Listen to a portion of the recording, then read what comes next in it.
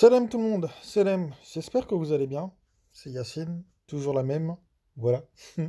Alors, aujourd'hui nous allons faire donc la deuxième vidéo sur l'association. Dans la première vidéo, nous avons vu ce que c'était que le shirk, d'accord? Nous avons expliqué en quoi ça consiste. Maintenant, nous allons voir les caractéristiques de l'associateur. Bien. Donc j'espère pour vous que vous vous êtes posé la fameuse question que je vous ai posée dans la vidéo précédente. Est-ce que vous obéissez à une autre loi religieuse que celle d'Allah? Si c'est oui, bah, repentez-vous. Si c'est non, hamdoullah.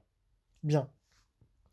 Donc, comme on a vu dans la première vidéo ce que c'est que le shirk, maintenant, nous allons nous attarder sur les caractéristiques de l'associateur, sur quelles sont les, comment dire, les choses que font les associateurs. Qu'est-ce qui les rend associateurs? Donc nous avons vu dans la vidéo précédente qu'ils obéissaient à des lois religieuses qu'Allah n'a jamais ordonnées. Bien. Maintenant, on va s'intéresser vraiment à la personne de l'associateur. D'accord? Donc là, donc dans ses caractéristiques, d'accord? Donc dans les choses qui le composent. Et dans une prochaine vidéo, donc la dernière sur l'association, où nous allons voir ses réactions et le châtiment pour les associateurs. D'accord? Bien, donc ça sera dans la troisième vidéo. Donc aujourd'hui, vraiment, les caractéristiques de l'associateur. Alors pour ce faire, pour parler de ce sujet, comme d'habitude, j'ai pris des versets du Coran, car comme vous le savez, nous ne sommes pas associateurs. Nous ne suivons que les lois ordonnées par Dieu, à savoir celles que l'on trouve dans le Coran. Voilà, dans le Coran. Tu ne veux pas être associateur? Suis les lois établies par Allah dans le Coran. Voilà, c'est aussi simple que ça. Bien. Être voué à Dieu seul. Bien. Rien d'autre. Rien d'autre. Rien d'autre. Donc, pour parler de ce fameux sujet, donc nous avons été chercher des versets dans le Coran, comme tout bon musulman qui se respecte. Alors donc, ce qu'il faut savoir, c'est que la plupart des croyants sont associateurs. D'accord? La plupart, même la grande majorité, l'immense majorité des croyants sont associateurs. C'est pas moi qui le dis, c'est le Coran. Donc, nous avons ici le verset, la sourate 12, le verset 106. Bismillah ar-Rahman ar-Rahim, a'udhu billahi minash shaitanir rajim. Ce verset nous dit la chose suivante. La plupart d'entre eux ne croient en Allah qu'en étant associateurs. Donc la plupart des gens ne croient en Allah qu'en étant associateurs, qu'en lui donnant des associés. C'est chaud, non? Donc, c'est pas parce que vous êtes croyant que vous n'êtes pas associateur. Eh oui, parce que vous pouvez très bien croire en Dieu et lui donner des associés. C'est-à-dire que normalement, dans votre dîne, vous ne devez penser qu'à Dieu. Vous ne devez obéir qu'à Dieu. Et à rien d'autre. Et à rien d'autre. Bien. Donc, normalement, quand vous avez ce verset en face de vous, la question est la suivante. Est-ce que je fais partie des gens qui croient en Dieu tout en étant associateurs? Posez-vous cette question. Ah oui, parce que Allah nous dit le Coran est facile pour la méditation. Qui dit méditation dit réflexion, hein. C'est pas méditer comme les bouddhistes, voilà, en fermant les yeux et en faisant des exercices de respiration. Non, non, non. C'est de la pure réflexion. Donc posez-vous des questions. Donc la plupart d'entre eux, donc des croyants, ne croient en Allah qu'en étant associateurs. Comme je vous l'ai dit dans la vidéo précédente, les associateurs ne croient en des lois qu'Allah n'a jamais ordonnées, des lois religieuses qu'Allah n'a jamais ordonnées. Par exemple, je vous donne un exemple, l'interdiction de l'alcool. L'alcool n'est pas un interdit coranique. Nous allons y venir dans une prochaine vidéo. Nous allons parler des interdits coraniques. Vous allez voir que l'alcool n'est pas un interdit coranique. Les bijoux, l'or et la soie, ne sont pas interdits coraniquement non plus. Bien. Donc les gens qui interdisent cela de manière religieuse, enfin voilà, déjà, ils font un péché grave parce qu'ils donnent des lois qu'Allah n'a jamais ordonnées, et ceux qui les suivent, ces lois-là enfin, deviennent malheureusement Associateur. Bien. Donc la plupart des gens ne croient en Allah qu'en étant associateur. Donc posez-vous la question, est-ce que vous croyez en Dieu en étant associateur, c'est-à-dire Dieu plus d'autres lois religieuses que celles qu'il vous a données? Par exemple, hadith. Voilà.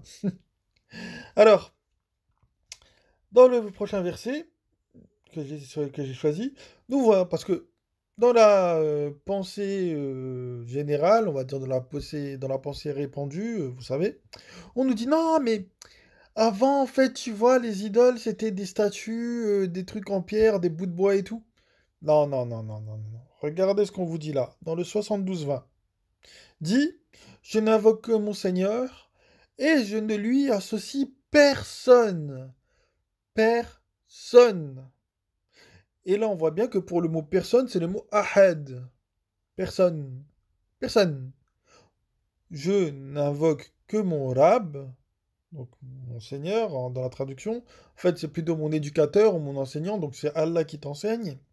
Ce qui fait que de vous, normalement, des haramin, si vous avez choisi Allah comme donneur de ilm, d'accord? Donc mon Rab, et je ne lui associe personne. Moi, quand j'entends des gens parler d'In et citer Bukhari, Muslim, l'imam Malik, Tabari, Termidi, Abu Huraira, je sais pas moi qui d'autre. Enfin, il y en a plein, il y en a plein. Vous êtes dans le cas de ce verset, les mecs, non? Parce que vous n'invoquez que des personnes en dehors d'Allah. Dans une vidéo, je vais faire un petit cas pratique. Vous allez voir, comme vous savez, je suis juriste. Je vais vous faire un petit cas pratique, avec, un cas pratique fictif, avec le prophète qui reviendrait aujourd'hui et qui verrait un peu ce qui se passe aujourd'hui dans la communauté des croyants, là. Vous allez voir, vous allez être étonnés. Donc, dit, je n'invoque que mon Seigneur et je ne lui associe personne. Donc, il faut arrêter de citer des personnes et de suivre des personnes. Il faut suivre aucun imam, et il ne faut suivre aucun savant, aucun prêtre, aucun rabbin, voilà. Que Dieu, Dieu, Dieu. Allah, Allah, Allah, Allah, Allah. Faut que vraiment ça rentre dans vos têtes. Vraiment, vraiment. Il faut qu'il n'y ait que Allah dans votre tête et votre cœur. Rien d'autre. Rien d'autre en matière de dîne. Rien d'autre. Et le Coran est venu nous rappeler ça. De ne n'être voué qu'à Allah. C'est le rappel du Coran. C'est la principale chose que le Coran est venu nous rappeler. Soyez voués à Allah seul et ne soyez pas du nombre des associateurs. Donc dégagez toutes les personnes qui se sont immiscées dans le dîn d'Allah. Imam, savant, prêtre, rabbin, je sais pas moi quoi d'autre, enfin ce que vous voulez, pierre, bout de bois, cube, stèle, tout ça, dégagez-moi tout ça, dégagez-moi tout ça, dégagez-moi tout ça, par pitié, dégagez-moi tout ça. Je vous jure, hein, franchement, honnêtement, je vous parle avec le cœur là, franchement, je vous parle avec le cœur. Donc, n'invoquez qu'Allah et ne lui associez personne. Donc, personne, pas de personne humaine. Pas de personne humaine. Vous ne lui associez ni prophète, ni prêtre, ni imam, ni rabbin, ni rien du tout. Les prophètes ne sont que des hommes comme vous et moi. Rien d'autre. Ils ne doivent pas être mis sur un piédestal, ni être adorés ou quoi que ce soit. Donc, déjà, ce qu'on a appris via juste ces deux versets que je viens de citer, un, c'est que la plupart des gens ne croient en Dieu qu'en lui donnant des associés, et que les gens invoquent donc en dehors de Dieu des personnes. Des personnes. Donc déjà juste réfléchissez à ces deux choses-là. Réfléchissez à ces deux choses-là. Bien. La troisième chose qu'on apprend, c'est que les associateurs eux-mêmes ne savent pas qu'ils sont associateurs. Bah oui, parce qu'ils sont dans une tradition qui se perpétue de génération en génération et ils ne réfléchissent pas à ce qu'ils font. Et ça, nous savons grâce au verset suivant, là, à la sourate 6, le verset 22. Le jour où nous les rassemblerons tous, puis dirons aux associateurs, où sont vos prétendus associés?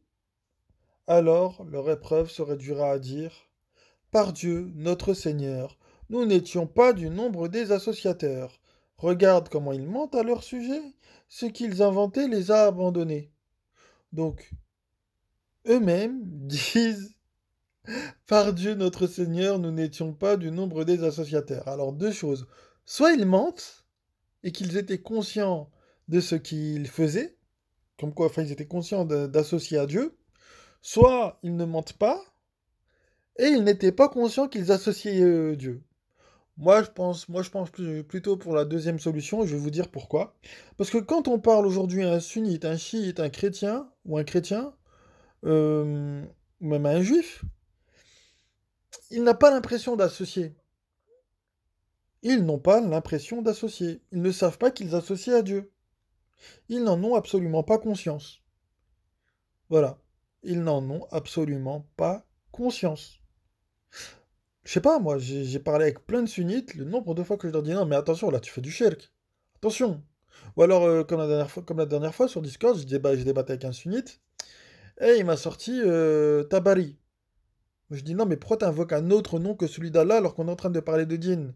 Tu es en train de faire du shirk. Et il s'est scandalisé. Non, il s'est scandalisé en disant non, mais je fais pas de shirk et tout, excuse-moi, mais l'avis de Tabari, il est supérieur au tien et au mien. Ah bon? Alors que Dieu dans le Coran, il nous a donné, enfin, il nous a donné la pleine égalité entre nous tous, d'accord? Entre hommes et femmes, déjà on est égaux coraniquement, et à chaque humain, il a donné un cerveau pour que tu réfléchisses. Donc Tabari n'est pas supérieur à moi, il n'est pas supérieur à vous non plus. Déjà, donc déjà, vous voyez, ils sont même pas conscients d'associer. Ils ne sont même pas conscients d'associer. Voilà. Donc, ensuite, les associateurs font des dons à ceux qu'ils associent à Allah. En fait, là, tout ce que je suis en train de vous dire, ça se passe encore aujourd'hui, hein. Ça se passe vraiment encore aujourd'hui. Alors, ça, on le sait justement dans la sourate 6, le verset 136. Il donne à Dieu une part de ce qu'il a multiplié de récoltes et de bestiaux en disant ceci est pour Dieu, selon leurs prétentions, et ceci est pour nos associés. Mais ce qui est pour leurs associés n'atteint pas Dieu, tandis que ce qui est pour Dieu atteint leurs associés. Combien leur jugement est mauvais. Donc, quand vous faites un don à la mosquée, c'est pas pour Dieu. Dieu, il n'a pas besoin que vous lui fassiez des dons. D'accord? Vous pouvez pas dire que vous faites un don à la mosquée pour Dieu. Non, vous ne pouvez pas. Parce que ça va aller dans la poche de l'imam, d'accord? Et l'imam fait partie des gens que vous associez au passage, hein. Parce que l'imam, il va vous dire quoi faire, quoi dire et quoi penser. Alors qu'Allah, dans le Coran, il vous dit quoi dire, quoi faire et quoi penser. Voilà, donc au passage, vous faites de l'association. En plus de ça, regardez dans ce qu'on vous dit dans le verset,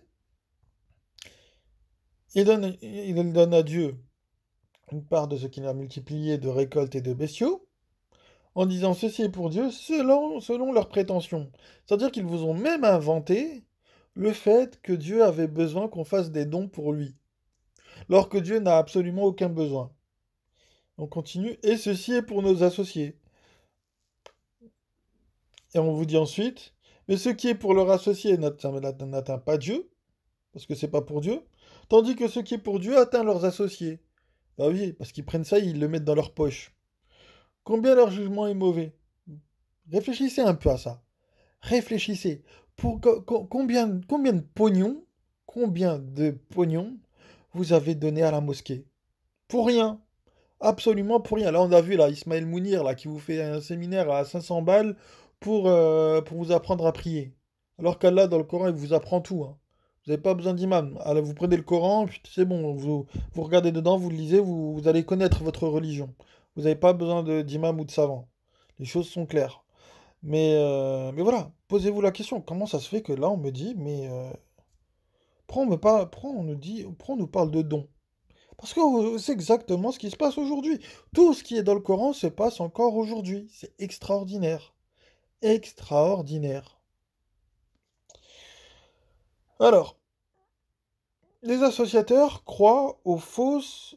punaise, la faute d'orthographe de malade. Pardon pour la faute d'orthographe. Les associateurs croient aux fausses promesses de leurs idoles. C'est ainsi que leurs associés ont embelli Donc c'est donc la 637, donc la suite, hein. C'est ainsi que leurs associés ont embelli aux yeux de beaucoup d'associateurs le meurtre de leurs enfants, afin de causer leur perte et de les jeter dans la confusion au sujet de leur religion. Si Dieu avait voulu, il ne l'aurait pas fait. Laisse-les donc, eux et ce qu'ils inventent. Vous avez vu, les imams et les savants vous font des fausses promesses. Ils vous disent, t'inquiète pas, je vous ai déjà raconté un truc dans une ancienne vidéo d'un pote à qui on avait dit, ouais, participe à l'achat d'un climatiseur pour la mosquée, d'un système de climatisation pour la mosquée, et t'inquiète, t'en auras un au paradis. C'est une fausse promesse. C'est une fausse promesse. Euh, Quel autre type de fausses promesses ils vous font? Les promesses des 72 vierges, je crois, au paradis. C'est une fausse promesse aussi. C'est bizarre, c'est des promesses que pour les hommes d'ailleurs. C'est bizarre, les femmes, elles ont quoi comme promesse? C'est vrai, les femmes, s'il vous plaît, les filles. Dites-moi en commentaire, c'est quoi les promesses qu'on vous fait à la mosquée? Parce que je sais pas, je crois que c'est que pour les hommes, hein, les belles promesses. C'est bizarre, non? C'est bizarre. Euh, voilà. Donc c'est plein de fausses promesses. Ils vous font que des fausses promesses. Euh, Attendez, il y a quoi comme autre fausse promesse? Ah oui, si tu dis La ilaha illallah Mohammed Rasulullah, tu seras préservé de l'enfer. C'est aussi pareil, c'est une fausse promesse. Ouais, si, j'ai entendu aussi, je crois que c'était, comment il s'appelle? Je crois que c'est Eric Younous qui avait dit ça une fois, c'est que ouais, bah, c'est ça avec Ayat el-Kursi, je crois, qui te disait, ouais, si tu récites je sais plus combien de fois Ayat el-Kursi, t'as ta place garantie au paradis. Enfin, je sais plus. Pareil, si tu tournes donc autour du cube, tous tes péchés sont effacés. Pareil, si tu embrasses comment ça s'appelle, la pierre noire. Bref, que des fausses promesses que Allah n'a jamais faites. Allah n'a jamais promis ce genre de choses. Allah n'a jamais promis ce genre de choses. Donc ce sont des fausses promesses. Ce sont des fausses promesses. La meilleure, la plus fausse des promesses, c'est le fait que le prophète Mohammed intercédera pour vous le jour du jugement et vous êtes assuré d'aller au paradis parce que le prophète Mohammed aura intercédé pour vous. Je ne sais pas où est-ce qu'ils ont vu ça dans le Coran. Pareil, encore une fausse promesse. Donc vous voyez que euh, là maintenant, regardez, enfin j'ai tout cité, on voit clairement euh, les caractéristiques de l'associateur. Donc on va les refaire. Donc la plupart des gens croient en Allah en lui donnant des associés, que ces fameuses idoles sont des personnes, que les associateurs eux-mêmes ne savent pas qu'ils sont associateurs, ils n'en ont pas conscience, que les associateurs font des dons à ceux qu'ils associent à Allah, et les associateurs croient aux fausses promesses de leurs idoles. Voilà quelques caractéristiques qui peuvent vous mettre sur la piste afin de savoir si vous êtes vous-même un associateur, d'accord? Ou s'il y a des gens dans votre entourage qui le sont. Et profitez-en donc du coup de ce que vous, enfin des petites caractéristiques, là, des petites pistes que je viens de vous donner, pour leur faire le rappel et essayer de les sortir de là. Voilà. Et essayer de les sortir de là. Voilà, voilà. Donc il y aura toujours, donc il y aura une prochaine vidéo. Donc je pense qu'on va parler de la réaction des associateurs quand ils entendent les versets d'Allah. On va parler aussi du châtiment de l'association, donc dans la prochaine vidéo. Voilà. Sur ce, bah, moi je vous passe le salam, je vous souhaite une excellente journée ou un excellent week-end, parce que je ne sais pas si je vais la faire demain ou pas la vidéo. Donc je vous souhaite une excellente journée et un excellent week-end, et je vous dis à la prochaine. Salam.